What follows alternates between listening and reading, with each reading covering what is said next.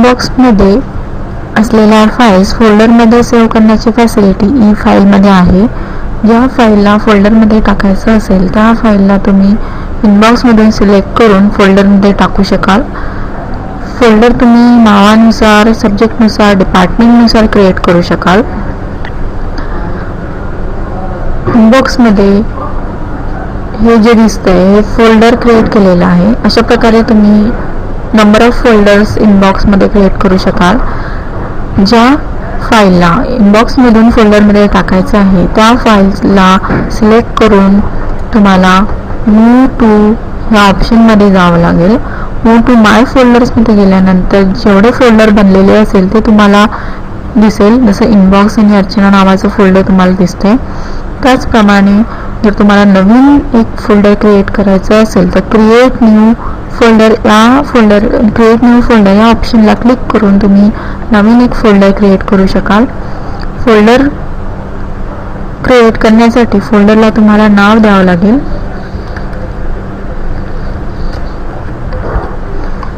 आणि ते फोल्डर कशामध्ये क्रिएट करायचं आहे ते तुम्हाला सिलेक्ट करावं लागेल. मी चूज वनमध्ये क्लिक केलं आणि फाईल इनबॉक्सला क्लिक करते. सेव्ह या बटनवर जेव्हा मी क्लिक कराल तर CIT नावाचं फोल्डर फाईल इनबॉक्समध्ये क्रिएट होईल आणि सिलेक्ट केलेली रिसिप्ट त्या फोल्डरमध्ये मूव्ह झालेली असेल.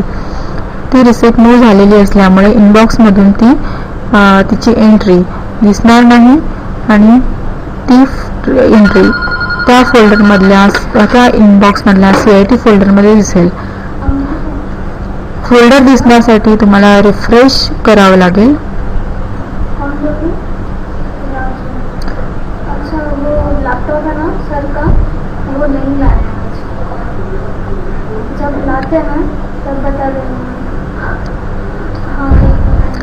फाईल्स मधल्या इनबॉक्समध्ये CIT नावाचं फोल्डर दिसतंय. अशा प्रकारे तुम्ही इनबॉक्समध्ये फोल्डर क्रिएट करू शकाल. CIT या फोल्डरला क्लिक केल्यानंतर तुम्हाला मूव्ह केलेली फाईल दिसू शकेल.